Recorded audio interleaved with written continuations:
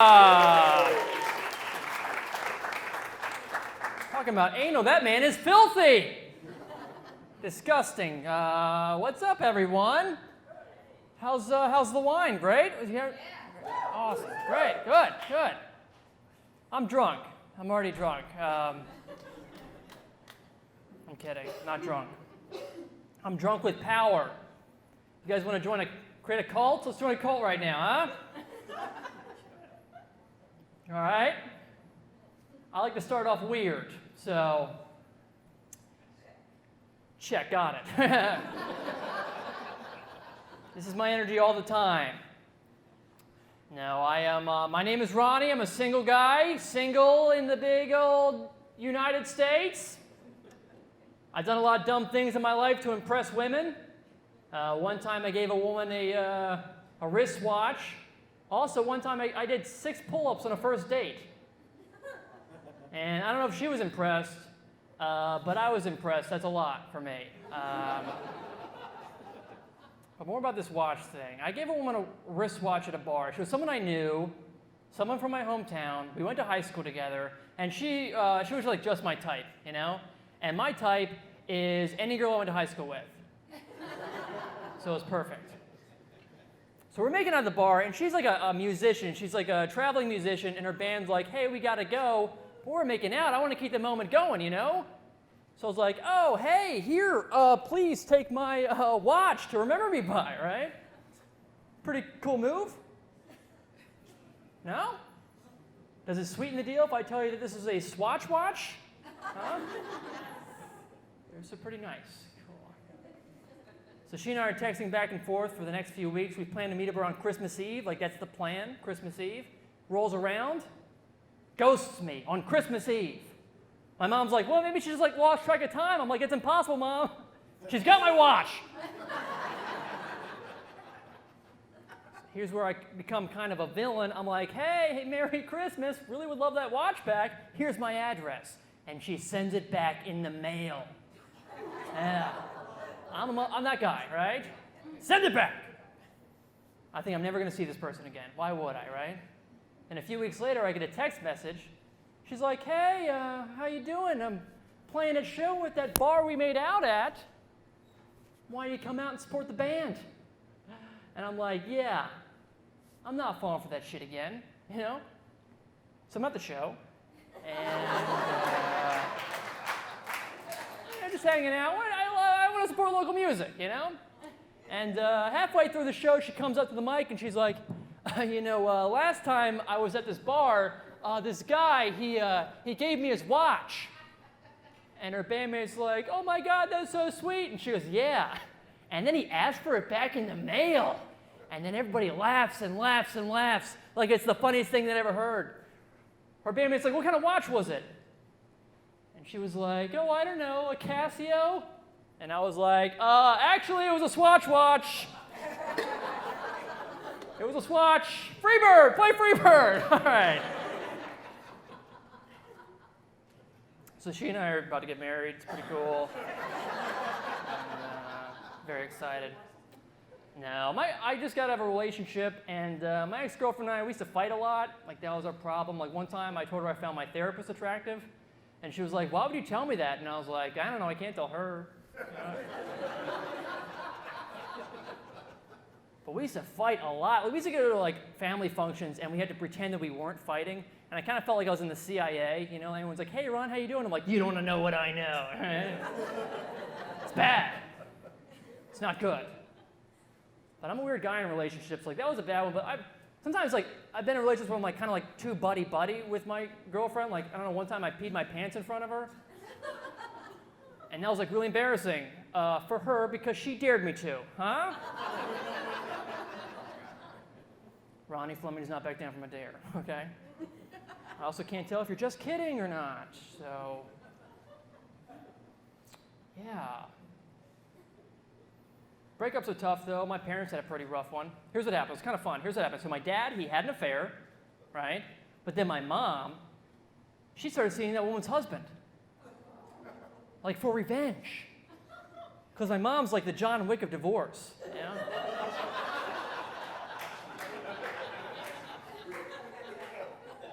And then my dad, he got into a fist fight with that guy in front of his kids. I remember I was 25 years old when it happened. I had no idea I was white trash. You know,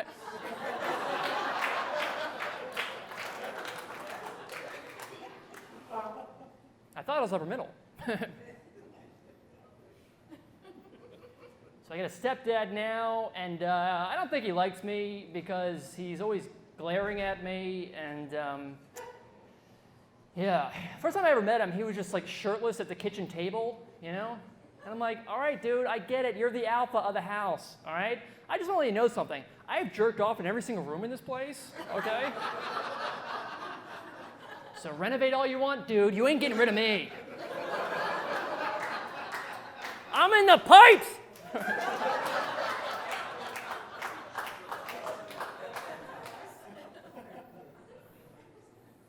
I got a pretty cool relationship with my mom.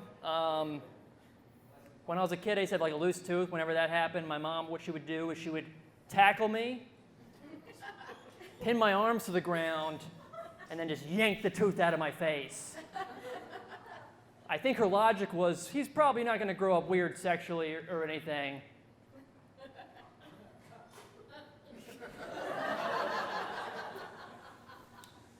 And she was right. Now, me and my mom, we won the science fair when I was in 7th grade. Basically, it was a sleep deprivation project. She ran a bunch of tests on me under 8 hours of sleep, 6 hours of sleep, 4 hours of sleep, 2 hours of sleep, and 0 hours of sleep. I still went to school. And we won the blue ribbon. It was very exciting, right? And it got me thinking, that's like the cool thing about being a parent, you know? You get to like run a bunch of like experiments on your kids, which is why when I'm a parent, I'm going to have 2 sons. I'm going to circumcise one and not the other one. And then I'm just going to kind of see how they're different, you know? Like, this one's in law school, this one's in rehab, you'll never guess who's who. You guys are acting like I'm a weird guy. I met a guy in Florida. I said this joke in Florida, and someone was like, I did that. I'm like, why? Why would you do that? And he was like, I just didn't think about it. What? One of them is apparently like way smarter than the other one, and then the other one's like very more like way athletic. And I was like, that's actually exactly what I thought it would be. All right, well, man. I'm the weird one. Okay. So yeah, I'm dating, and here's the thing I've noticed about dating. Like, every girl I date's last boyfriend was an asshole. Like, what's up with that? Is that... How's that true? That's all I have to say, but I just want to ask everybody, how is that always true? Anyway, guys, I've been doing comedy for about 6 minutes now.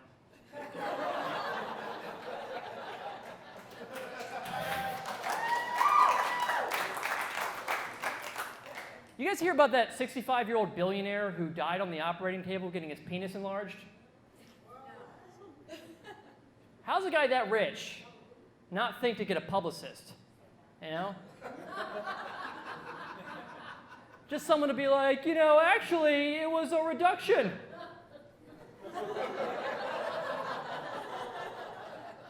I don't know why a guy that old needs to feel like sexually competitive, you know what I mean? You know what I blame that on? I kind of blame that on Bob Dole. You guys remember Bob Dole? You guys are familiar, Bob Dole, he was a pro wrestler back in the 90s. Pretty good. No, Bob Dole lost an election. The very next year, he became the face of Viagra. Right? Al Gore lost an election. He decided to fight climate change. Bob Dole was like, yeah, but aren't there bigger fish to fry? Yeah.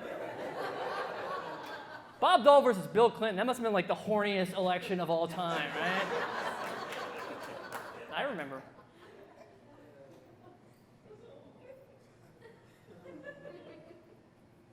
So I had a case of the bubble gut at an IHOP recently. I had a stomach issue, and so I was walking to the bathroom, and I looked to my left and I looked to my right, and 2 other guys are like also going to the bathroom, which is frustrating. I don't want them to hear it, but luckily they also happen to have a case of the collywobbles, you know. So we just all 3 of us enter the bathroom, kind of look at each other, and we just poop together as a family, you know. I mean, we entered that restroom as strangers, but we left as brothers. I'd follow those guys anywhere, you know? I saw a guy on my football team get hit so hard that he pooped his pants. It's a true story. And we're all running laps, and this guy's dad is there, and he was just spraying him down with a hose. Which is just one of those magical father-son moments you always read about, you know?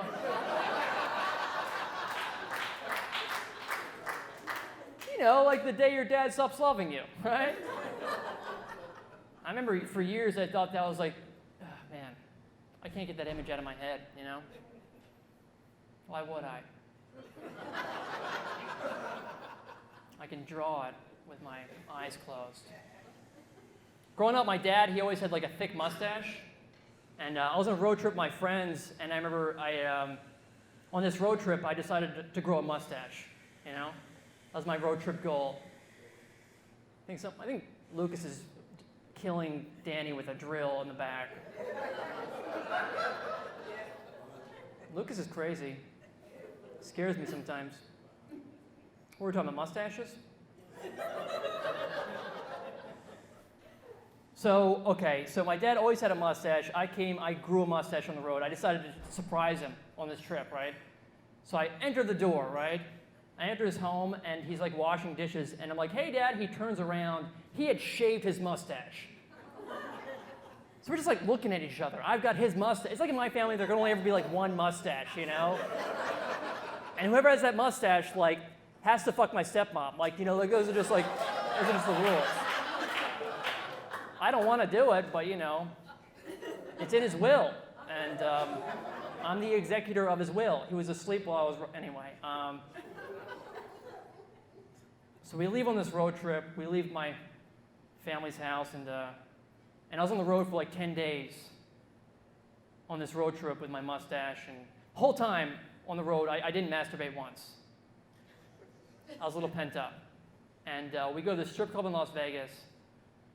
Honestly, it was like the only time I'd ever been to a strip club. And other than the time, have you guys ever been to a tilted kilt? Yeah? Some of you guys, if you guys aren't familiar with the tilted kilt is like a Hooters, but all the girls wear like Scottish kilts. You know, so you're getting a meal, but you're also getting culture. My dad took me there during the divorce. He remember him like looking around. He's like, you know what, Ron? If I was a younger man, you know. And I was like, yeah, Dad. What would you do? And he was like, yeah, you're probably right. So I'm at the strip club in Las Vegas. Hadn't, you know, in 10 days, and the stripper comes over to me, and very politely she sits on my lap. And it was over, which was really embarrassing, you know. But it saved me a ton of money. I mean,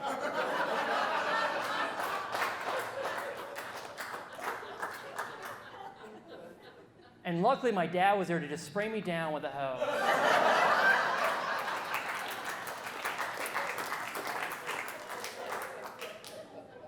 Thanks, Dad.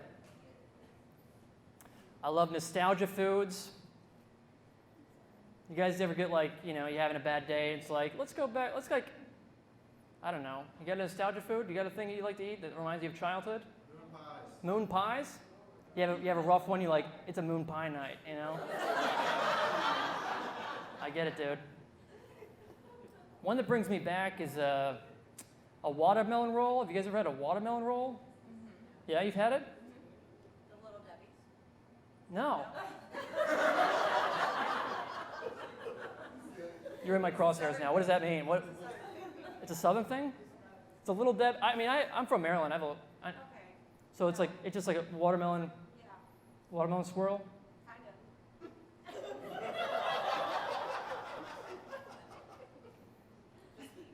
That sounds good. It's delicious. It's good. Vanilla cream. Cool. We can just talk about this forever. What else? What other things are in there? You know, acid, drug. There's drugs. I hear that. Is someone's time to take the pill? Sometimes take the pill right now. Right? Right? That's time. It's time. You're ovulating.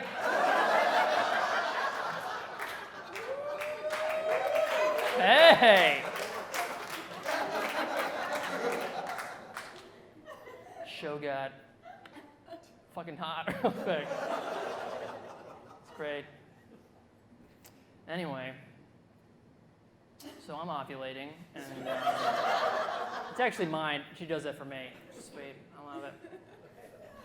The watermelon roll, it's like a frozen dessert shaped like a watermelon. That's what I like. So it's like a sherbet. It's very sherbet based. So it's like a lemon lime sherbet, watermelon sherbet, and chocolate chips for the seeds. It looks like a watermelon, right?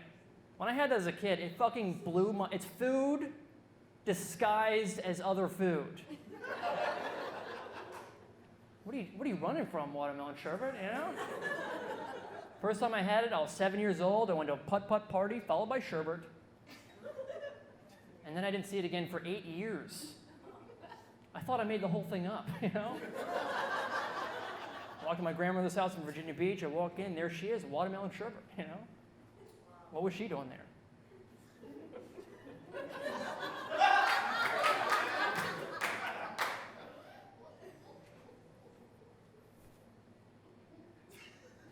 Okay, this is not a joke at all, but we all did a show together, and what? What's going on back there? Do you know what I'm talking? What? No, okay. It's okay to laugh. I'm not. Good. All right. That's what I want. I'm like calling someone out for laughing. Well, what are you laughing at? It's like, you motherfucker. What the fuck are you thinking? Why you make me feel weird for enjoying the thing that you do? Jesus Christ. I got to get better at this. Sherbet is a combination of water, sugar, fruit extract, and a little bit of milk. That's how you make sherbet. Sorbet is all those things except for the milk. Ice cream, you know, obviously there's a lot of milk. Dippin' Dots, nobody knows.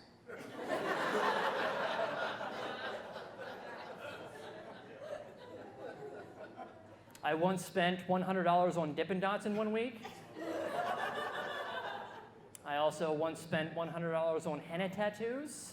So that was $200, 7 days, no regrets. It was awesome.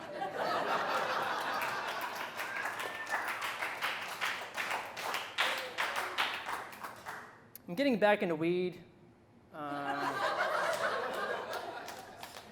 The technology has definitely changed, you know? Like everybody's vaping now. When I was smoking a lot of weed, we bonged, right?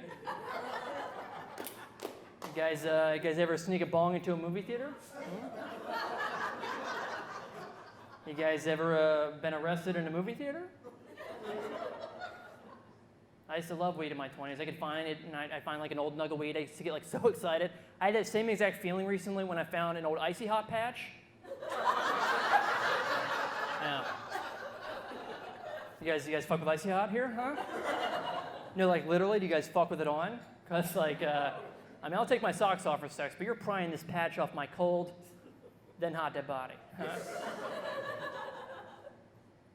Getting high is different. I'm in my 30s now. I turned 30, and you know, it wasn't that big of a deal for me because like I went bald at 25, and when you go bald at 25, you're 30. You do a bunch of 25-year-old shit, then everyone's like, "What's this superintendent doing at this orgy?" Right? Making sure we're up to fire code.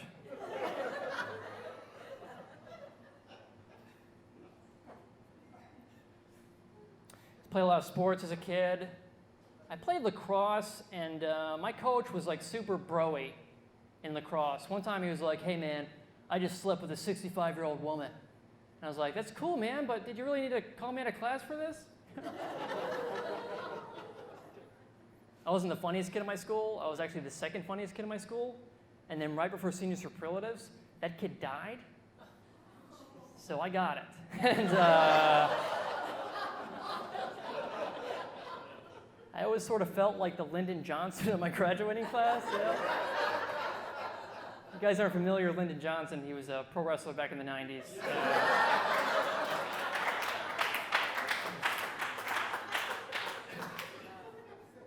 good. I don't know how to reveal this to you guys, but I live at a doggy daycare center. What's up? I do live at a doggy daycare center in New York. Please help me.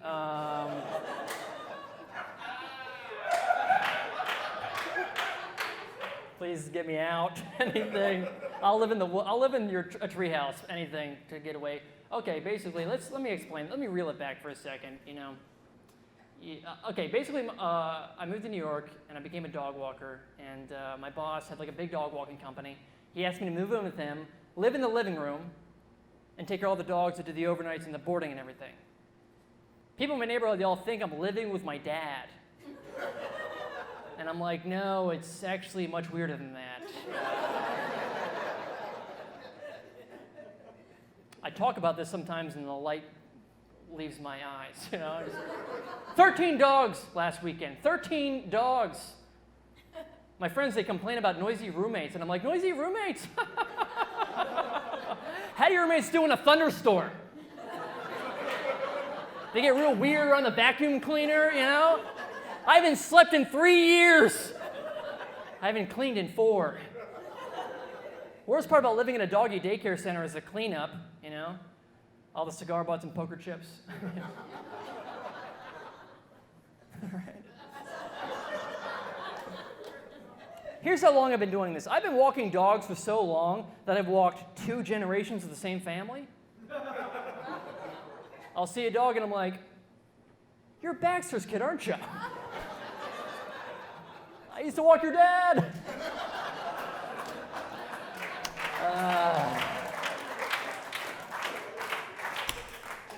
He's still shitting on the carpet, cool shit like that. Last time at the show, last night, this lady just asked me what kind of dogs that I walk.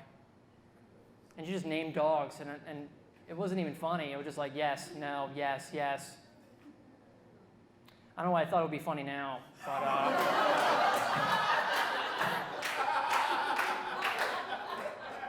it's like, say something funny, motherfucker. I told you, I'm getting better. That's why I live with fucking dogs, All kinds of dogs. Oh, boy.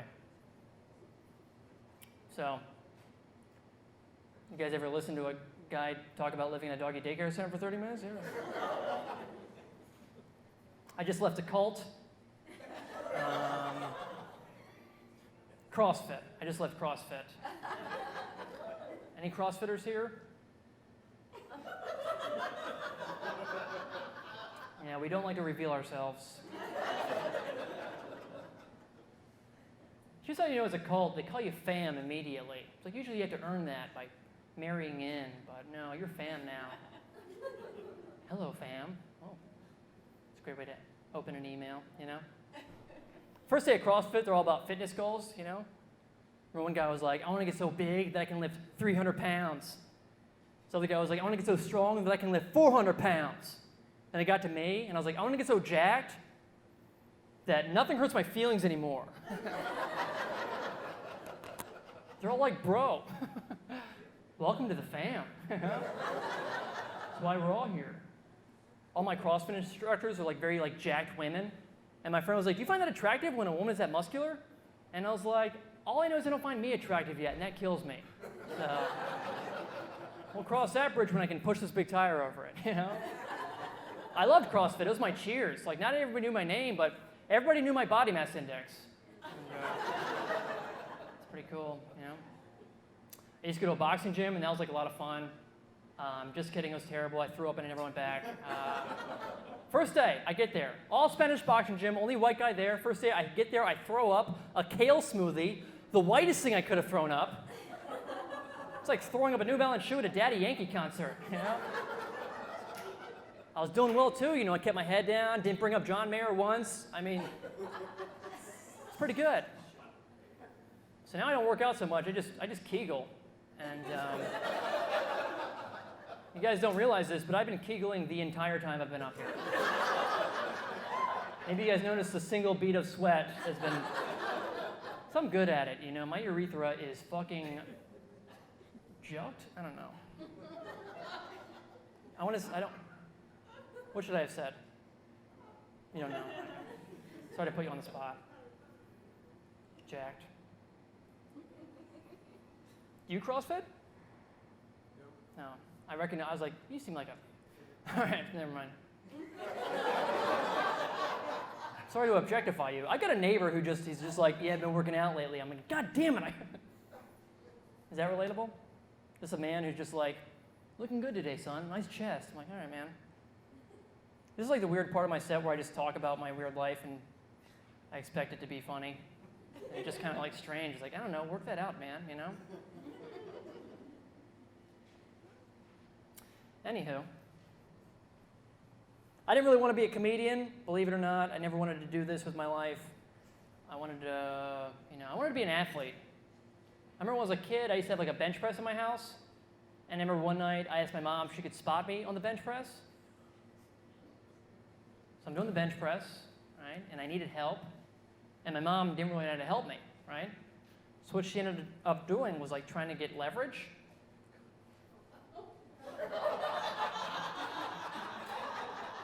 And she ended up just sitting on my face.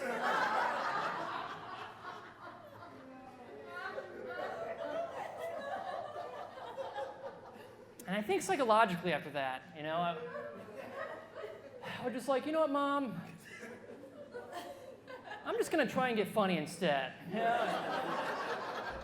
But luckily, my dad was there to just spray me down with a hose. You guys have been amazing. You guys have been so good. Give it up for yourselves, everybody. You guys have been so good. All right, that clapper is great, but I'm going to need you guys to go up to a fucking 11 for your headline. You guys excited for your headliner? Your headliner has been on Comedy Central. He's the fucking funniest comic in New York. Please welcome Lucas Caudill!